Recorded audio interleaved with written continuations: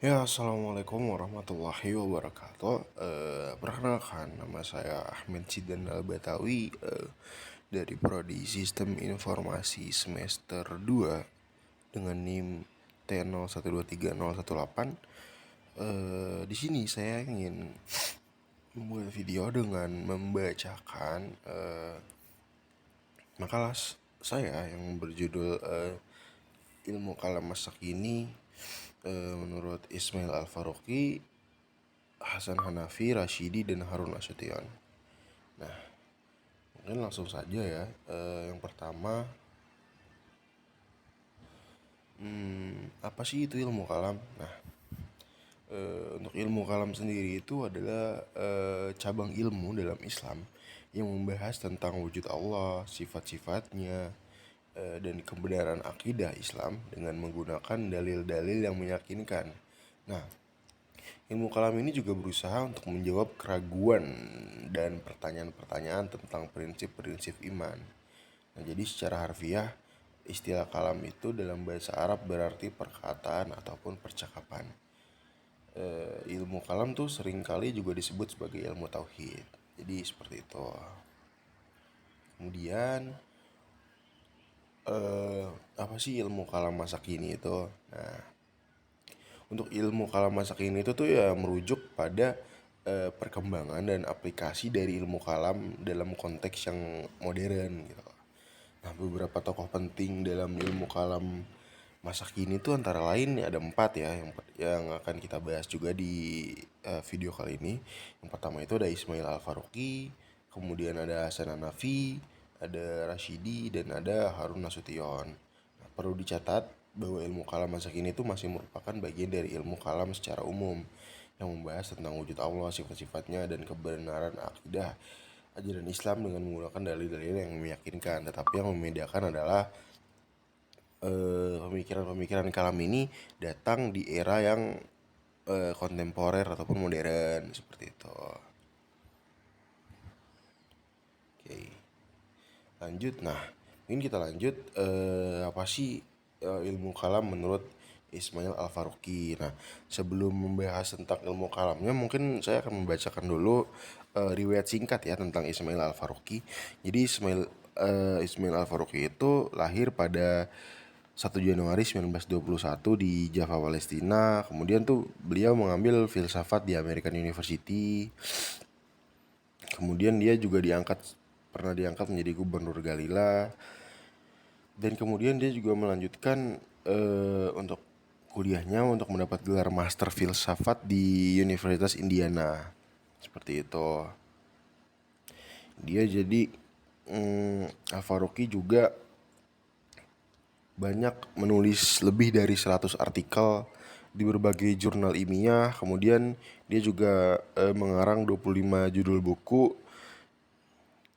seperti itu. Nah, jadi untuk pemikiran Al-Faruqi tentang Al-Kalam itu dapat ditelusuri melalui salah satu karyanya yang berjudul Tauhid, Its Implication for Thought and Life. Nah, Al-Faruqi di situ menjelaskan bahwa hakikat tauhid itu sebagai berikut. Jadi ada tauhid sebagai inti pengalaman agama, tauhid sebagai pandangan dunia, kemudian tauhid sebagai intisari Islam, kemudian tauhid sebagai prinsip sejarah, kemudian tauhid sebagai prinsip pengetahuan, tauhid sebagai prinsip metafisika, tauhid sebagai prinsip etika, tauhid sebagai prinsip tata sosial, tauhid sebagai prinsip ummah, tauhid sebagai prinsip keluarga, tauhid sebagai prinsip tata politik, tauhid sebagai prinsip tata ekonomi, dan tauhid sebagai prinsip estetika. Seperti itu. Jadi itu adalah pemikiran ilmu kalam menurut Ismail Al-Faruqi. Kemudian ilmu kalam menurut Hasan Hanafi. Nah, untuk riwayat Hasan Hanafi sendiri itu ia lahir tanggal 13 Februari 1935 di Kairo. Nah, masa kecil Hanafi itu berhadapan dengan kenyataan hidup di bawah penjajahan dan dominasi pengaruh bangsa asing.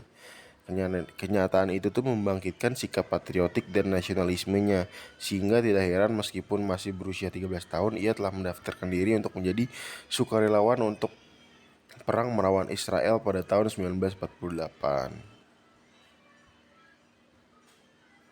Nah, jadi tuh Hanafi.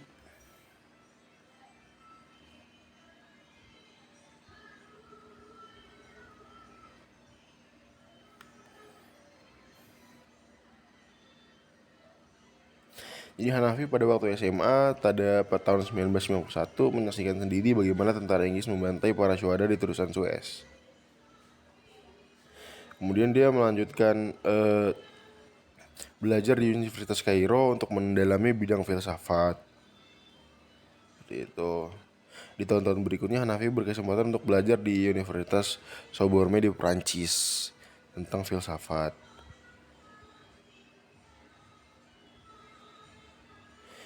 Kemudian juga dia sempat menjadi profesor tamu di Prancis dan Belgia. Kemudian antara tahun 1971 sampai 1975 ia mengajar di Universitas Temple di Amerika Serikat. Nah, dan untuk pemikiran ilmu kalamnya sendiri menurut Hasan Hanafi dia tuh berfokus terhadap kritik terhadap teologi tradisional. Jadi di situ Hanafi menekankan perlunya mengubah orientasi perangkat konseptual keyakinan ataupun teologi sesuai dengan konteks politik yang berkembang. Nah, jadi menurutnya itu teologi bukanlah pemikiran murni yang ada dalam kekosongan sejarah, tetapi mencerminkan konflik sosial politik. Nah, dia juga berpendapat bahwa teologi tradisional tidak dapat menjadi visi yang benar-benar hidup dan dapat ditindaklanjuti dalam kehidupan konkret umat manusia. Nah, rekonstruksi teologi. Hanafi itu juga berpendapat ya dalam hal ilmu kalam. Hanafi berpendapat bahwa teologi dapat bekerja dalam ilmu-ilmu yang berguna hingga saat ini, yaitu dengan menciptakan kembali dan memodifikasi dengan merekonstruksi epistemologi yang keliru untuk memandu epistemologi baru agar lebih valid.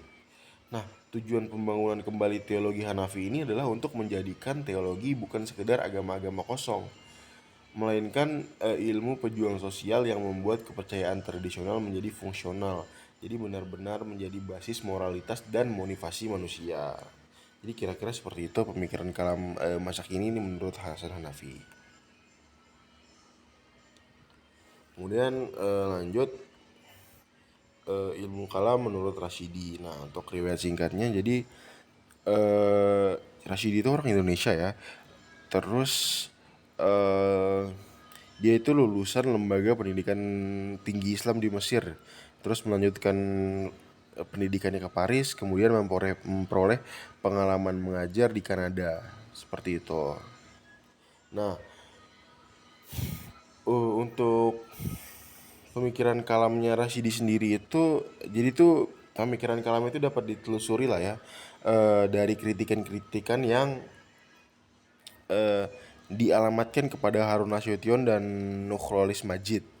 Pemikiran kalam beliau tuh banyak yang berbeda dari beberapa tokoh sangkatannya.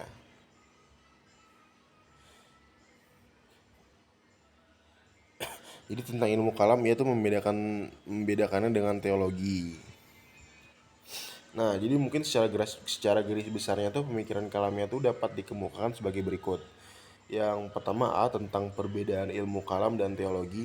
Nah, tentang perbedaan ilmu kalam dan teologi ini adalah teologi Islam dan teologi adalah ilmu kalam Kristen. Nah, karena teologi kemudian mengandung beberapa aspek agama Kristen yang di luar kepercayaan yang benar, sehingga teologi dalam Kristen tidak sama dengan tauhid ataupun ilmu kalam. Kemudian B, tema-tema ilmu kalam, deskripsi aliran-aliran tema-tema ilmu kalam. Nah, jadi deskripsi aliran-aliran kalam yang sudah tidak relevan lagi dengan kondisi umat Islam sekarang, khususnya di Indonesia.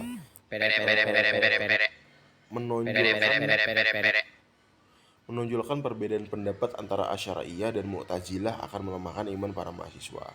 Dan kemudian C, hakikat iman. Iman bukan sekedar menuju bersatunya manusia dengan Tuhan, tetapi dapat dilihat dalam dimensi kontekstual ataupun hubungan manusia dengan manusia, yaitu hidup dalam masyarakat.